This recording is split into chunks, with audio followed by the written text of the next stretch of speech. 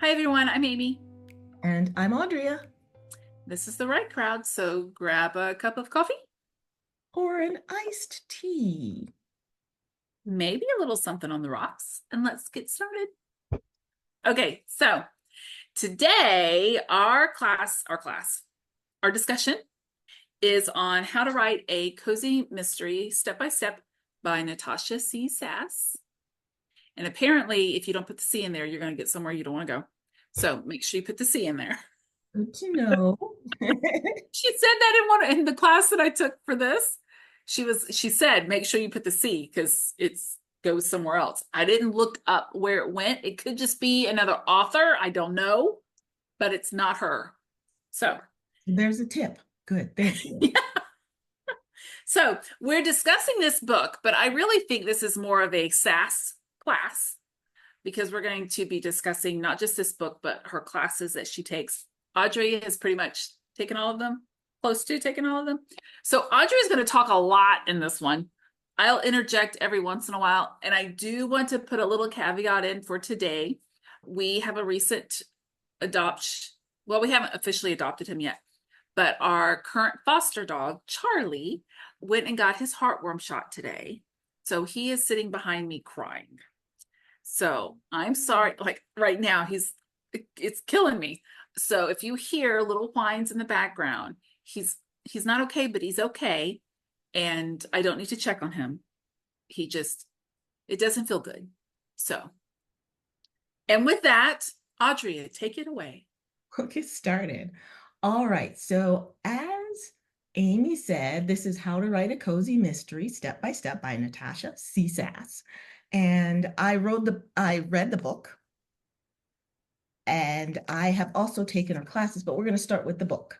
So, who this book is for? This book is for, I think, any author who wants to write a cozy mystery. If you are a new author and you'd like to get started with writing a cozy mystery, she does exactly what it says on the cover. She takes you step by step, and I mean step by step through Step by step.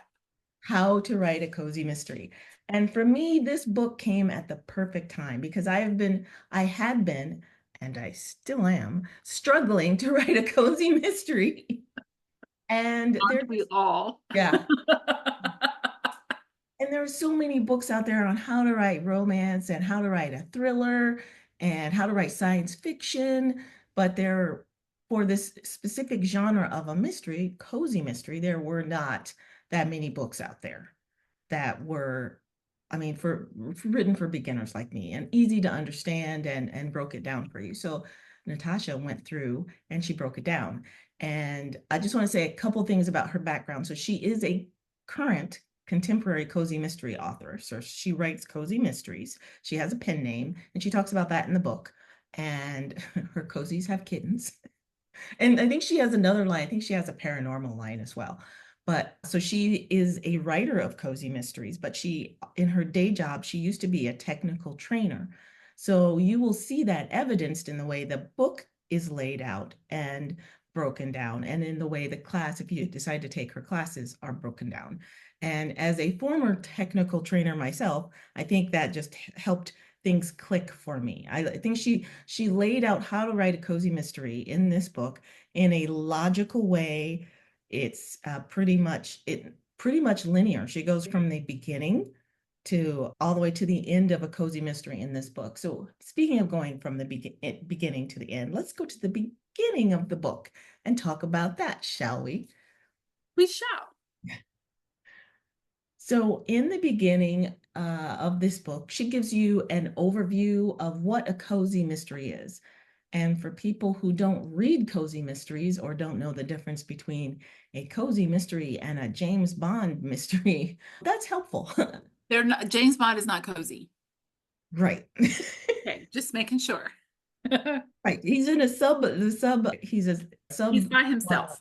of by himself of thrillers or of crime. So there's always a crime, there's a mystery to be solved, that it's James Bond, but it's definitely not a There's a cozy woman to be had. woman to be had. He's more of a spy thriller. So, Yeah. but if you come to this book not knowing what a cozy mystery is, or if you're familiar but not sure what your book should have in it to make it into the genre and to make the readers of the genre happy, she outlines it for you pretty clearly, I thought. What did you think, Amy? Yes, I agree with you. And I think it's important to note that the difference between a cozy and a like a regular like James Bond or James Patterson or Mark Cameron would be that in a cozy, there's the hint of stuff, but there's like nothing explicit. Yes, there is a murder, but there's not grotesque things. Sometimes you don't even see the murder weapon. You just know that it's happened. There's no foul language and there's none of the sexy bits. Nope. Like it's, you can hint to it, kind of like in Gone with the Wind when he carries Scarlett up the stairs. You know what's going to happen, but they ain't got to talk about it.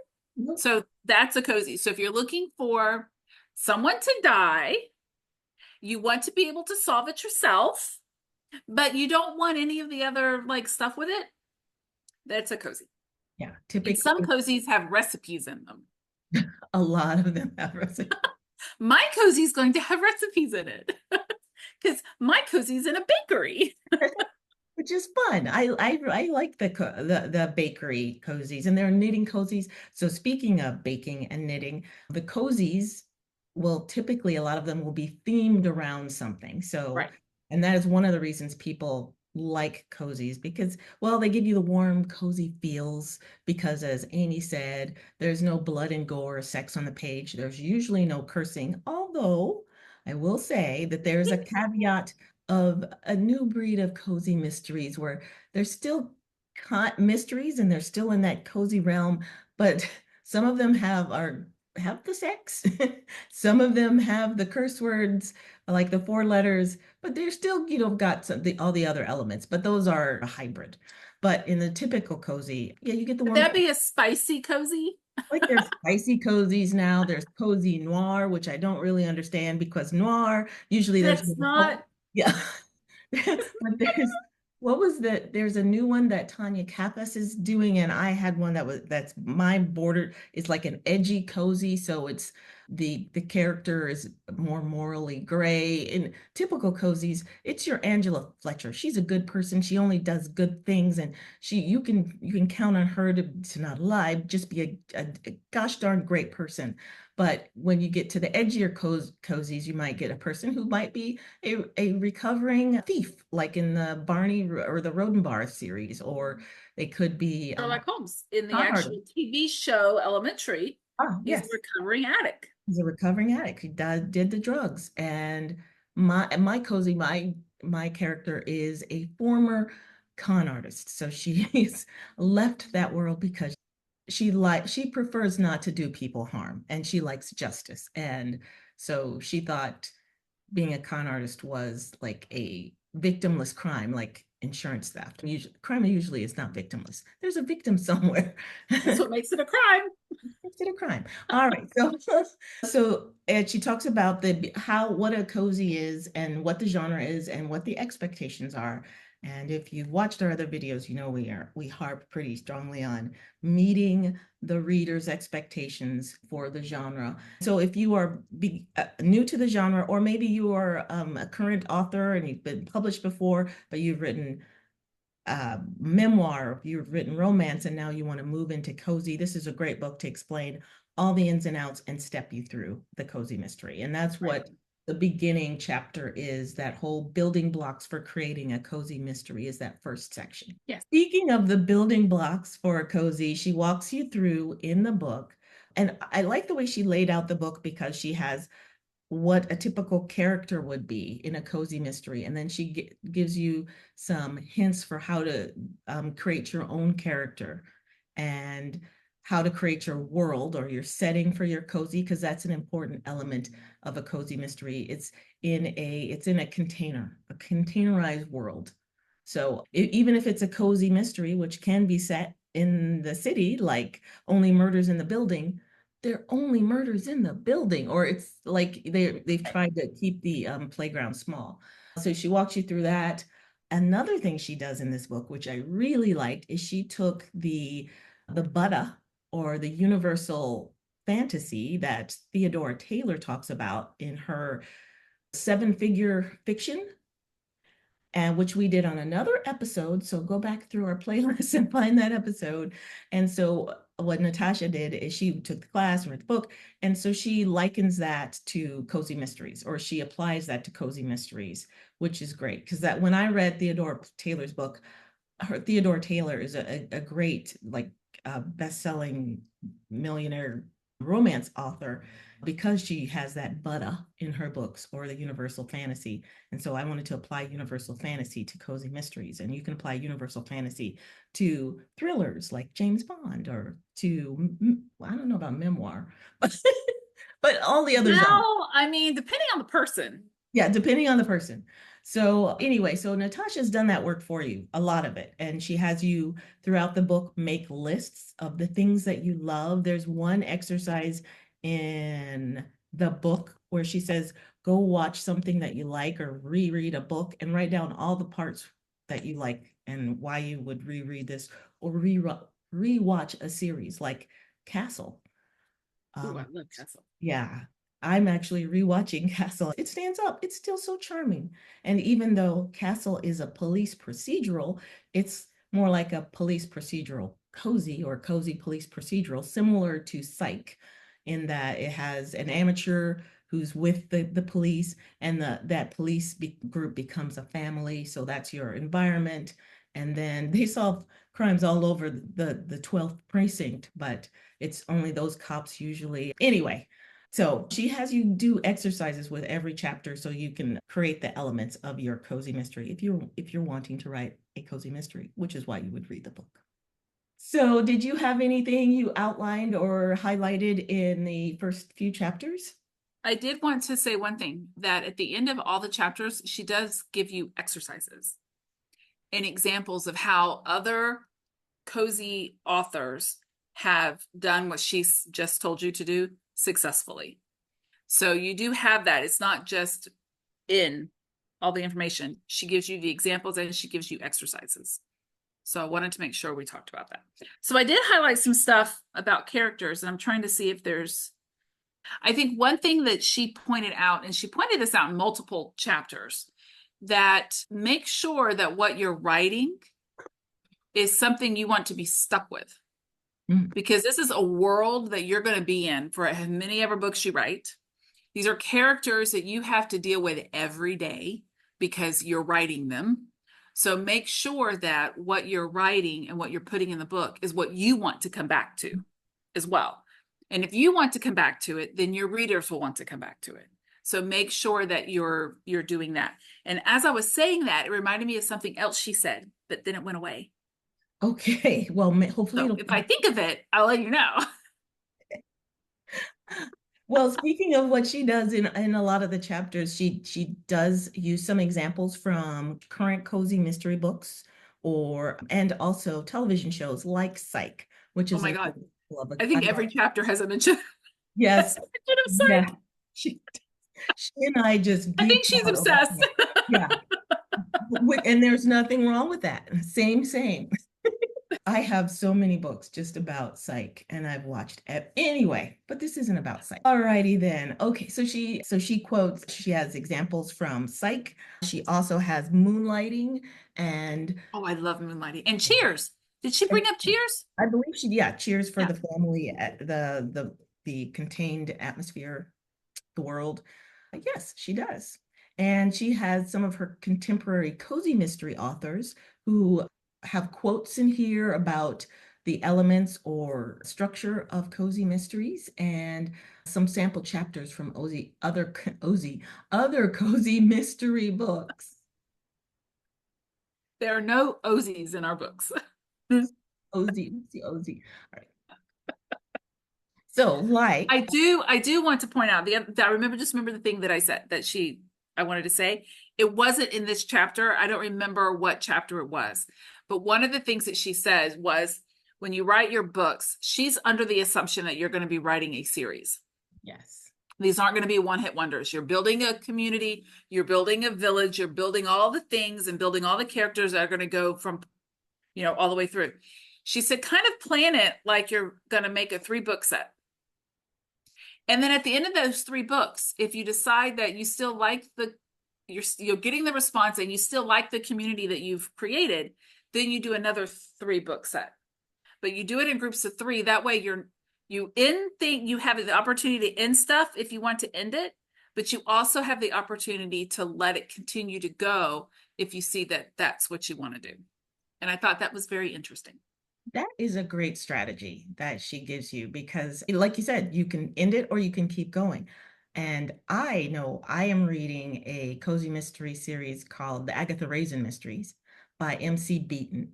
And I am on book 21. So I am significantly invested in the Agatha Raisin series. And there's a TV show now that came out a couple years ago that's still in production in the UK. But 21 books. So it can be a long running series, or like she said, like a short one. Maybe you decided it's not paying off, or you don't want to do the genre, so you can move on, or Or you wrote characters that you don't want to deal with it anymore. Yeah. What happened? Or you're tired of baking croissants and you want to make a quilt. Like, Yeah. Yeah, that's exactly. You could, speaking of baking and making a quilt. So I read last year, I started with the Vampire Knitting Club Cozy Mysteries. I mean, talk about a mix-up of genres there. It's okay, paranormal. wait. Were they vampires that knit? Yes, they were. No. Girl, yes, they were. They were That's some awesome. knitting vampires. Knitting vampires. What did they snack on while they were while they were knitting? I don't Did they want to tell. bring guests and the guests ended up being dessert? It was a cozy, so it was all nice and above board. It was all very polite. And, there was humor. There was Did they use napkins? there was no bloodletting. No, I won't. I'm not going to spoil it for anybody who's going to go look up the Vampire Knitting Club Cozy Mysteries. It was not 2 things I would have put together. That's all. I know. When I saw it, I thought it was a joke. When I saw the first one, I was like, that's hilarious. I thought it was a joke. It's not a joke. It's an actual series, and it's actually Did you very enjoy it? well done. Yeah, Oh, good. Okay. because I bought they did a box set of the first 3, and I think because that they had a sale on the box set where I normally have learned to just buy one if I just want to kind of read it, or Yeah. if I'm just curious, I might read the look inside. Well, I read the look inside and I was like, this seems kind of good. And then I was going to buy the book, but it was about the same price as the box set. So I thought, oh, I'll buy the box set just in case. I burned through that 3-book set like that. I mean, it was very well written. And I'm sorry I'm not telling you the author's name, but I'll put it in the show notes. But really, if you Google Vampire Knitting Club Cozy Mysteries, Yeah, I think you could don't probably, there's probably not too many that fall under that. just go, yeah, that's it. But for clarity's sake, we'll put it in the show notes as well. But so that's an example of a genre mix-up of things that you can put together in a cozy mystery. And so she has exercises at the end of each chapter, which will help you to write your own cozy mystery, which is pretty cool. And she also has brainstorming exercises, and probably getting ahead of myself. So when you're designing your own character, she'll give you hints about characters and what kind of jobs they could have. And then she says, all right, you go do it. That's your exercise. Go make your own character. Yeah. All right, moving right along, we talked about the universal fun. And so like we always do, we're just going to give you little bits that we picked up from the book and not give you the whole book because we want you to go buy it. That's a lot of what she does in that first section is the building blocks or the building blocks for creating a cozy mystery. I'm sorry, I have to look away because I'm looking at my Kindle on the other screen and I don't have the physical book with me. I'm still in Arizona. But I'm in Arizona in February, so I'm not complaining. And I keep looking down because my book is a Kindle and I'm looking. So I could hold it up, but then No, don't do that. No, we're good. Between the two of us, we got it covered. So then that next section is where she takes you then step by step to creating an outline for writing your cozy mystery. But wait, if you're a pantser, it's okay. You She don't. apparently is a pantser. That's what she says. Mhm. But yet she tells you how to outline and figure stuff out ahead of time, which is, I think she's more of a plantser. A pantser. It's, I still think it's hard to completely pants a cozy mystery, but or not a cozy mystery, to just pants a mystery because, well, it's just me. I'm a pantser, but then I pantsed my mystery and then I had missing red herrings and I had to go back and put in clues and I had to go add characters and all this stuff. So, whereas if I had had a nice, I could have, pantsed through the book with an outline by my side. So, I think I don't remember if she's the one that said it or who, because of all the stuff that we've read and the stuff that we read when we're not even discussing it on here, mhm. is one of the things they said was pick out your main things. Yeah. Like who did it, how'd they do it, when they do it, who are your suspects, and then go from there. Like figure out all of the points that need to be in the story, Mhm. what your red herrings are going to be, who the, all the things. And then you go back and read it. So you don't have to say in scene 1, this, and then this is going to happen. And then chapter 5, this, and this is going to happen. And then follow it verbatim. She does give you in this book, in this chapter, this needs to have happened. And by this chapter, this needs to have happened so that your book flows. If you're going to have 2 body drops, this is when the next one needs to happen. Here's when you need to introduce your actual suspect. Like, I like how she lays it all out. And I think I'm going to have to go back with the one that I'm working on because I know some of the stuff that I read in her book. I'm like, oh, I didn't do that. I'm gonna want to have done that. So I'm gonna have to go back and figure stuff out Yeah. for the one that I'm writing. I've gone back and forth between this book and the class, and we're going to talk about the class towards next, but I was so glad to be going back through the class again because I learned some more stuff and I'm like, oh, that's why this part is not. So I'm always picking up things as we are. So as you know, we're the right crowd and we like author craft or writing craft stuff, and we do it because we want to get better at it. So continuing to learn with the same book and same topic. So in this first, I think it's the first section where she talks about motives. She gives you a list of like 51 motives. Yeah, there's a lot. I mean, you can always add to that, but my gosh, you could put the numbers 1 through 51 on a piece of paper and put them in a hat and then just draw them out and like, oh, I guess mine is about blackmail. So it can make it fun and still pants your way through it. But that's one of the things I like about the book is that she gives you like lists like that, brainstorming prompts to help you do your own thing. Yeah. And she then goes through chapter by chapter and tells you what the chapter should contain in order to help your story move along. Yes, which is cool, which is pretty. Yeah. So, like I said, if you are new to the genre altogether, she gives you all the building blocks, all the information about what it's like, tell them what you're going to do, and then tell them how to do it, and then take them step by step through Right. doing it. So it's almost like having a class in the book itself. Yeah. Speaking of the class, would you Yeah, like to tell me about the class? sure. So the class is actually basically this book in class format. It's exactly. So I feel like the class is like, okay, so she gives you all of the printouts. These are not all the printouts, they're just the ones that I happen to have on my desk. She gives you all the printouts and she goes through this step by step, right? The book is like the class on steroids Yeah, to me. To me. it's a lot more. I can't tell which I think I would still have the book and the class because the book is like in detail over each one of those things. And then in the class, you get the handouts, you get the printable worksheets where you can fill it in, and you get, Mhm. she goes over the handouts, like she goes over in that first section or section 1 of the book. She talks about the 4-act structure. In the class, she has the handout that you can print, the pretty colorful handout of the 4-act structure, and then she walks you through with her teaching you what's in each act and giving you an example of a story and so forth. So in the I don't know which one is more souped up, but it depends on what you like, how you like to learn or take in information. For me, I like having even if it's asynchronous, a person doing an actual lecture helps me because I like the audible or the Right. oral learning. That's how I take things in. And then I learn by doing. So I do the exercises. That's why we like books with exercises, especially if they're practicable or practical exercises.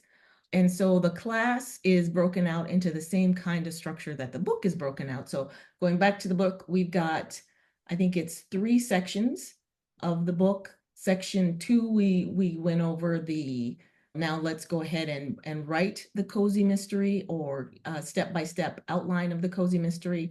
And she goes all the way up to, in her particular model of the cozy mystery, it's 20 chapters. And she says, you can do whatever you want. You can branch out from here and have more chapters, more subplots, etc. But hers is broken out into 20 chapters, and she tells you what's in each one and where they fall in the arc of the 4-act structure. And then in section 3, it's continuing your cozy mystery series. So more stuff about planning a series and an appendix with other resources, etc. In the class, it's pretty much broken up into, there's some pre-work she gives you. There's a lecture about subplots, which explains what a subplot is. And then she has the class, by the way, is asynchronous. So you're learning on your own. You pay for the class and you go through it at your own pace, but there's still lectures that she does where she goes through the handouts. And when she released the class originally, she did sprints with a group of cozy mystery writers and authors. And so those are in there. So you can do the sprints on your own. You can just turn on a sprint for an hour or 2 hours and do your homework, which is kind of nice. And this is coming from someone who I watch old sprints on YouTube all the time. All the other YouTubers, author tubers that are out there that put up sprints. Thank you. We did one. We did one so far. We will probably come back with more in 2025, but we're still working out the technical stuff behind this. And so she just goes through all of the sections in the class, and then she has bonus stuff on and guest speakers as well. I think she had Louis Jorstad on writing the villain and doing mirror scenes. And then she had speaking of psych, she had a psych watching.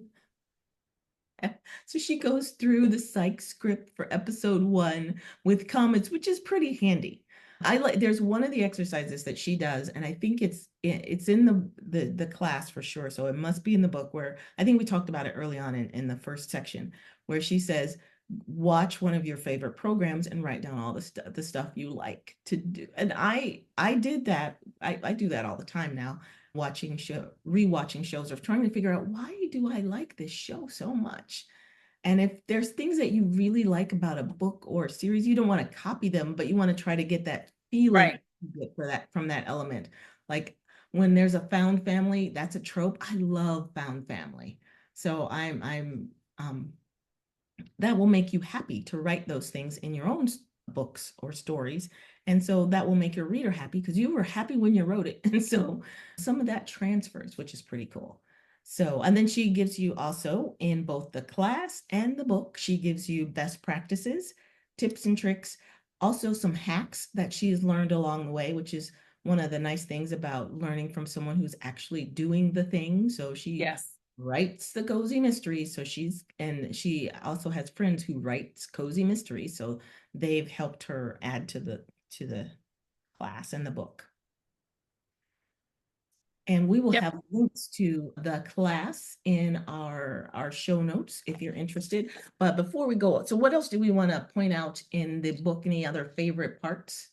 I don't think so. I think that pretty much covers the book. And for anybody who's concerned about missing the whole psych thing in the class, there's a whole chapter on psych as a great example in the book. So you'll be good. She loves psych. She loves, yes, she and I, yes, I love She psych. I loves met psych. Natasha in person, and I've been on calls, cozy mystery author chats with her, and she's just the nicest person. And she did not pay us to do this video, by the way. No, nobody does. Nobody Nobody does. does. But if you'd like to, you can reach out to us. We would love to just know that we're honest. Yes, we are very honest. If we don't So, like it, it's not going to be on the show, or we'll give you your money back, or we'll just say we're not doing it. But so yes, so there is that. So before we end it, so all the elements of a cozy mystery in both. You got how to create suspects. One of my favorite exercises that she does is that suspect flower, where mhm. she as you put the The victim petals. in the middle, and then the petals are which sounds simplistic, but it's actually pretty helpful as a visual aid for figuring out, okay, I need to talk. Sorry. It's okay. So it's also pretty helpful as a visual aid to figure out, okay, so I need to talk to this suspect in Act 2, and then they're going to send me here, and here's his reason, and here's the lie, and then you just go around the flower, and now it's Act 3, and you need to go back. Oops, somebody died. Another body drop. So she tells you where to put all that. And if you are a person who likes the structure and math, she has a whole chapter on the math. And I think that is, I wrote it down here. So for good, bad, evil, or otherwise, she has a whole section on how many, what's the average word count of a cozy mystery, and then where each things like the body drop should happen at this many words, this 10,000 words or something like that, and plot it out. But she always does say, your mileage may vary, or your book may vary. You write the book of your heart, and here are the general guidelines and expectations for the genre. So she does a great job of laying it out for you. So if you are a person who wants to write a cozy mystery or curious about the cozy mystery genre in general, definitely get the book. And if you really want to dive deep, or you're the type of person who likes to take classes and have a lecture and go through the structure step by step that way, the class is certainly worth it. She has 3 classes out. Actually, now she has 4 classes. So there's the Cozy Mystery Novel Workshop. Then there's the Cozy Mystery Halloween Novella Workshop, which is a shorter book, like up to 18,000 words, and the Cozy Mystery Christmas Novella. So where she tells you all about sprinkling Christmas elements and your favorite things, like if you like hot cocoa and snow and all that stuff, putting those kind of elements Wait a in. minute. Are you saying I can't do a Christmas cozy in Florida? Because I Yeah, don't have snow? you find your favorite elements of Christmas in Florida, and then you put them in your book. You mean walking on the beach? If that floats your boat, Amy, I walked on the beach in the winter. That's just what we do. do you put like Santa hats on flamingos? I've seen that. I don't do flamingos. You don't do flamingos. Okay. No. Manatees, yes. We'll Oh, do. that would be a fun one. You got to put a Santa hat on a manatee. You're not allowed to touch the manatees. I know, but that would be It's against adorable. federal regulations. That would be No adorable. touchy touchy. They're like bald eagles. Don't touch them, but they're No. adorable. All right. So we've talked a lot about Natasha Sass's Sass. It's a cozy mystery book on how to write a cozy mystery step by step. And we've talked about her class, which they work together or separately. But there are other books out there that can help you write a cozy mystery that we've talked about before, or maybe we haven't. And what are the ones that you've got, Amy? So Nancy J. Cohen, Writing the Cozy Mystery. So both of the books that I'm going to show you right now are books that when we did a video on just mysteries, Audrea brought these up. I have them. I have not done them, but I have them. So, and she does not have the physical copies in front of her today. So I'm showing the copies. So Writing the Cozy Mystery from Nancy J. Cohen. Would you like to say anything about this book? You can see what that is one of my favorites. It's a small book, but it's a handy book, and she steps you through all of the parts and pieces. It's not as detailed, but so you see how narrow that is. but it is an Agatha winner. So for nonfiction, that book won an Agatha Award, and an Agatha Award is award given in the cozy mystery genre for fiction, nonfiction, short stories, kids fiction, all in the genre of cozy mystery, named for Agatha Christie. But anyway, so that is a great book, and I took that book and I wrote all in it. So it is bulging with my version of that book has got the tabs, and it's got Mine doesn't, because I haven't done it yet. See, post-its in it's it. nothing. Yeah, and I my plan was to buy that book for every series or for every book in the series. I think it was for every series, and just fill out all the stuff in there. And I did. I wrote in my book like I like nobody's business. So Well, that's so I mean, some of these books, I think that's what, I mean, that's what they're. yeah. They have blank lines in them. Okay, so the other one was a Sarah Rosette, How to Outline a Cozy Mystery. This one, I am super excited. She actually gives you all the spaces to write all the things. And I also have her How to Write a Series, Yeah. which I'm guessing is going to be like I could take them in tandem. Like this would be the cozy, and then you do the one on the series. So, what would you like to say about this book? That is also a very good one. I used that to outline another book. So that's another one where I had post-it stuck in it because I was using it as a workbook for the actual series, or one of the books in the series that I was writing. So that is a very good one. It's a great one that makes cozy mysteries really accessible for you. And I think it's only like, is it 80 pages? I don't have mine here, but it's It both of those books is are pretty short, but they are pretty good. I mean, 134. 134, but they're both very good books for explaining what a cozy is and taking you step by step through writing it. Just not as much detail as the Sass book, which is Right. goes deep and has exercises and all that. Those books tell you what it is and then say, okay, do your own, and it gives you space for doing it, but very good. And Sarah Rosette has a podcast that I listen to with Jamie I do Albright. too. Yeah, which is what I wish I'd known then. So we'll link to that in this show too. It's a great, really great podcast. And yeah, both of those are excellent for cozy mysteries and specific to cozy mysteries. So her one that is How to Write a Series has a workbook to it. Does this one have a workbook to it? That Or one, is this the workbook? that one I believe is the workbook. At the Okay. time when I bought that book, it did not have a workbook. And when you thumb through it, you can see there are blank lines in it. Right. So it's written like just a a book where you write in it. If you want to. If you don't want to, well, I didn't have enough space. But I still started in there. But so that one did not at the time have a workbook, but the series did, because the idea with the series book is that you're creating a series Bible with stuff that you Right. will be referring to over and over again. So it had a workbook for it that you could use as your series Bible. Right. So those are I think the only other thing I want to point out is for anyone who gets to the point where you hear us say the links will be in the show notes and you see the words, but you don't see an actual, like you can't click it. It's because we don't have enough people following us to be able to have clickable links. So you can copy and paste and use what the information. But it took me the longest while to be like, why is this not letting me link it? I finally figured it out. We don't have enough people. So to help us solve that, like and subscribe and share. Like, subscribe, and share. If you get anything out of this YouTube channel, please do that. And with that, I think that's it. We did do another video on mystery resources where we listed all those books and more. I just more. ran off at the mouth about mystery because I love it. I read it, I watch it, I write it. And so that's it for this episode. Thank you so much, and bye.